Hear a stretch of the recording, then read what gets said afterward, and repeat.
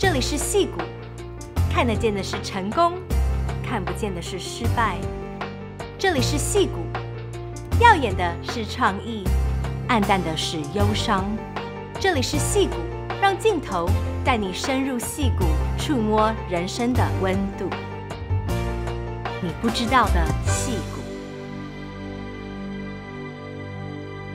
今天你不知道的矽谷要带大家进入一种现代的浪漫主义，一种不一样的爱的感觉。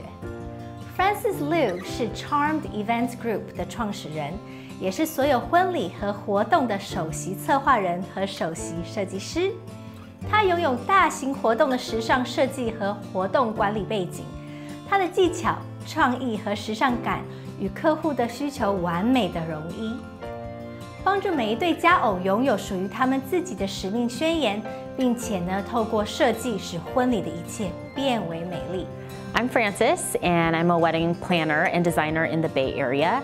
I grew up my whole life in the Bay Area, and I think I had a really great upbringing. You know, I grew up in church, and my parents were always supportive. They're not the usual Asian parent where they wanted me or required that, I was on a track to become a doctor or a lawyer. They really cared that I pursued, what made me happy. And so growing up, we were exposed to a lot of, creative art classes and had a lot of exposure to different things. They sent us to camp, which is something Asian parents don't do. We were a part of student ambassador programs overseas. So we had a lot of good exposure growing up, and I think all of those things helped me become who I am today.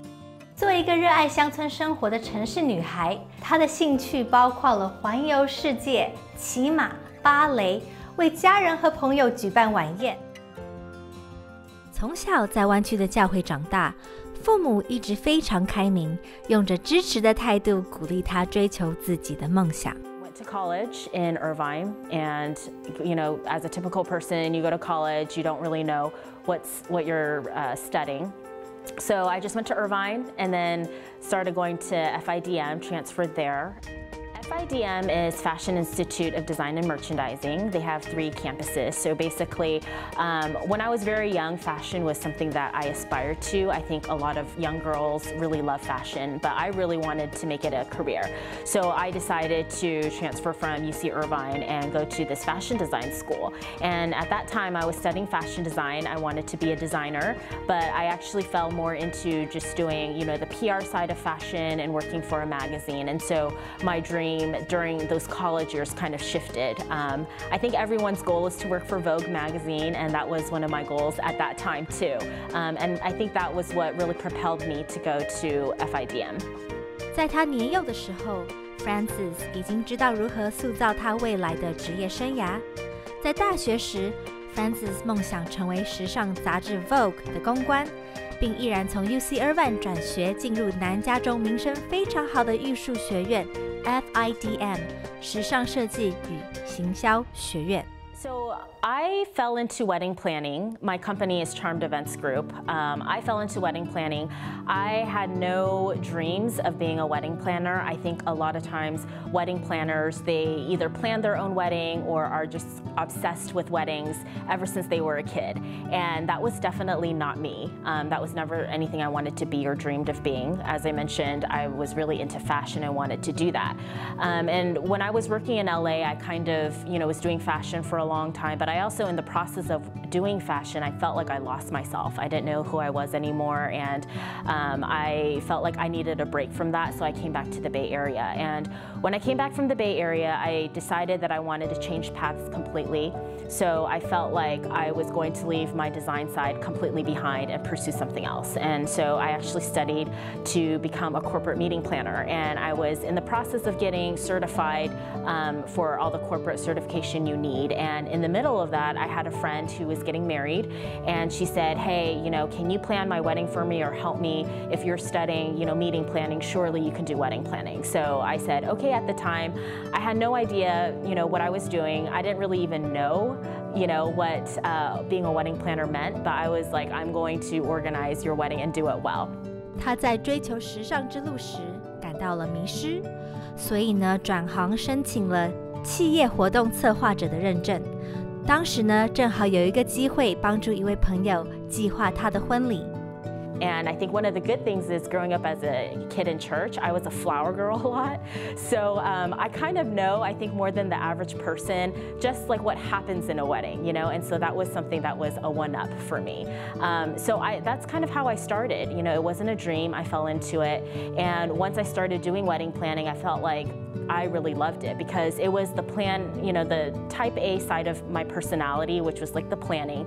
And it kind of opened up the doors again for design for me because you know, I mentioned I was completely ready to leave the design part completely behind and do something else, but in doing wedding planning, it reopened that creative side of me, and that's kind of how I started Charmed Events Group. 因为在教会长大，他当过了好几次的花童，因此 Frances 对婚礼策划有很多尝试。那次为友人策划婚礼呢，竟也重新激发了他对创意的热情。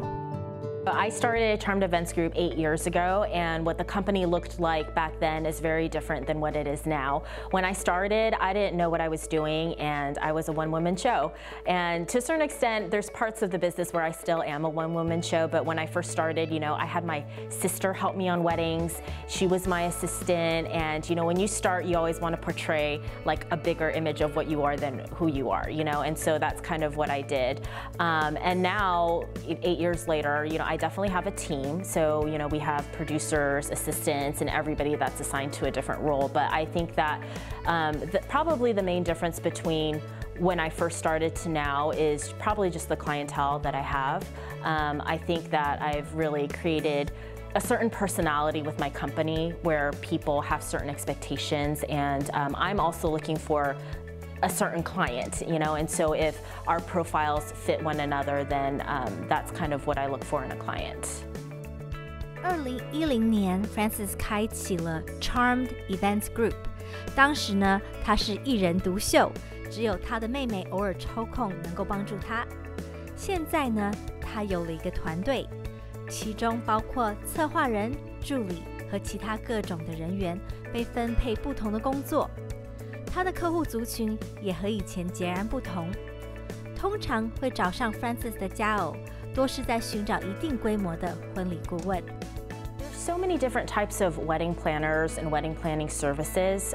They have what we call day of coordination, where somebody just steps in to help you coordinate the day. I do a little bit more, or I do a lot more than that. I actually don't do day of coordination. We just do full service, which is planning and design. I think if you're planning a wedding, no matter what you do or what your budget is and expectation, please hire a planner because it will save your life and save your marriage to be.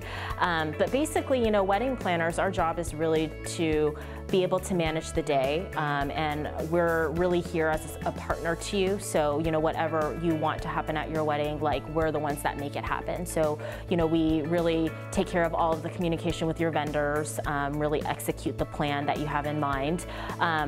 And in our case, you know, we are more heavy on design and planning. So we are the ones that create the whole vision of your wedding, and then we go and you know, contract all the vendors that we feel like are a good fit to you, like either aesthetically or budget-wise, and we really just produce the whole wedding for you. So I think that these days in America, people are really looking for a personalized experience. In the relationship they have with you in wedding planning, they really want to feel that you're there for them and really on their side. And I think that in terms of expectations, same thing. You know, people really want to go the distance in customizing their wedding. So it's not just throwing a dinner, and it's not just having, you know, a hotel do it for you. They really want their personalities to be shown through their wedding day, and that's what we do. 婚礼策划人员的服务种类繁多。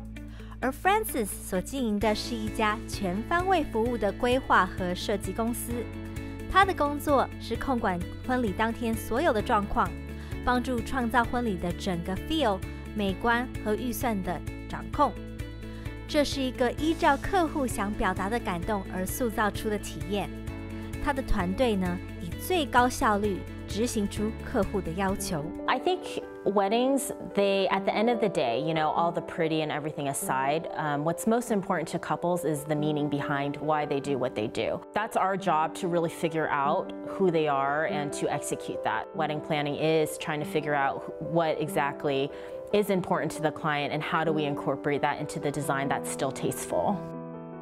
Every company goes through ups and downs, and I've done this for 8 years, and I've surely learned a lot. I think there's probably a couple things. I think number one is just, at the end of the day, it's all about customer service, right? And it's about your relationship with them. So just to be able to manage crises or just to manage expectations, find effective ways of communicating with a client, I think that's always ongoing, especially with all media these days and different platforms of communication. I think at the end of the day, making sure that the client is happy, that's probably the most important thing.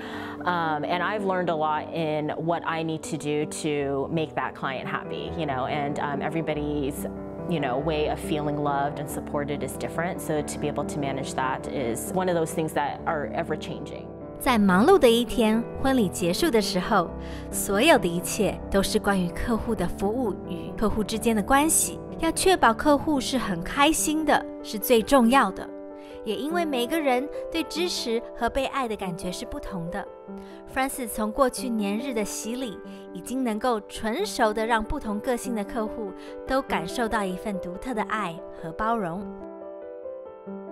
And I think another thing that I'm not just me, but I think a lot of businesses is that, as you grow, sometimes you do come into a point where you look at what other people are doing, you wonder, like, am I doing enough? And you go through moments of comparison and moments of feeling like you're not good enough, or how can I get my business to be where other people's businesses are? And I think that's a reality. It's not just for me, it's not just for wedding planning, it's just across the board. So, what I've learned through all of that is if you focus too much on what other people are doing, you will lose yourself and lose your own vision. And sometimes you just have to find that inner faith and confidence and just believe in what you do and believe in what you offer. I think that's just a life lesson, and that I'm continually going through, and I think everybody else is too. Frances 说到，有些时候呢，她也会感觉力不从心。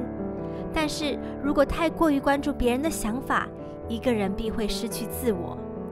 她目前呢，也在学习坚持自己的愿景。Our company's mission statement is the modern romantics, and every time I describe who I am as a person is that I'm a dreamer, I'm a designer, and I'm a romantic. And if anybody asks me, like, who are you, what are you about, I will always give those answers. I will never say I'm a wedding planner or I'm this or that. I always use those adjectives, and I think those adjectives are exactly what I infuse into our weddings, And so I think for me, my couples, they're modern, they're trendy. I think what people come to us is for like that romance that can be exemplified in design. So I think the modern romantics is a perfect tagline for our company, and that's kind of what we hope to bring into the weddings that we do. Where you come, things are fresh, they're modern, they're not just beautiful, they're romantic, and they have a point of view. I have a saying that I always tell couples when I meet with them is that I don't do boring weddings and I don't do cookie cutter weddings. So, I really strive to create something that's like really special in terms of design. So I would say that's who we are. We're dreamy, we're romantic, and that's our design aesthetic. 现代浪漫 （Modern Romantics） 是 Charmed Events Group 的使命。他认为呢，自己是一个设计师、梦想家和浪漫主义者，因此 Frances 将这些座右铭融入婚礼的策划中。他的客户是时尚的，而且是现代的。可是呢 ，Frances 却能够帮助他们找到了他们自己的浪漫。Love is probably the most important thing to me, and that's something that I've actually realized probably the last 3 years. I think love is really at the core of who I am, and that's why I'm able to survive in doing weddings. And yes, I get burned out sometimes, but that's what keeps me going is love. I love seeing like my couples in love and just being able to help them celebrate in that way. But in that same way, I feel like love it's such an umbrella word. It's a big thing. I think I'm passionate about making people feel special and about giving beautiful experiences to people. And likewise, I'm really into philanthropy, and I've had so many great opportunities with my church to be able to show like that love and that inner empowerment, I think is what it is. I was able to be a part of our church's Destiny Conference, which is a young adult or youth conference, and that was something that was really special to me. I am a firm believer, I think, There's been a saying before in church that, you can be in the world but not of it. But I actually don't agree with that. I think you should be in the world and of it. I think so many times Christians, we're just in this little hole and we just hide from the world because we're just Christians and we hide our faith. But I think really the best way to show God's love and God's power is by being excellent, and so that was kind of what I was so inspired by with doing the Destiny Conference, is that we can all shine. If we're all exemplary in what we do, in our actions, and in our faith, then people will see something different, and that's how we're able to express God and His love and His power in our lives. Frances 认为爱是一切的核心，她热衷于让她的客户以及他们的贵客都感受到独一无二的爱和感动，也因此呢，她也积极参与海外宣教以及青少年事工。他个人独到的观点是说，他觉得基督徒往往隐藏在教会里，而不是与世界上的人联系在一起。但如果我们真的是闪闪发光，是优秀的人，那当我们自己表达我们跟上帝的一个关系和在我们生命中的真实性，那么社会各个阶层的人士呢，都能够感受到福音的信息。And similarly, I go to Africa every year for the past 10 years, and that's something that was hard in the beginning, but it's turned into something that I love. And I think a lot of times we feel like we're giving Africa so much and helping them, but I feel like I've been helped so much just by my experiences of going there. And so just to be able to help with the church there, and I'm actually going again in November. It'll be my second time this year, but I'm going on an orphanage tour, and just to see like how we can, really help kids and just the communities out there with what we have is something that's special. Frances 在过去的10年间，每年都会去一趟非洲。他说，很多时候呢，人们认为他们是去救济非洲的孤儿和难民，可是呢，对 Frances 来说，他觉得他反而在那里获得更大的爱和满足感。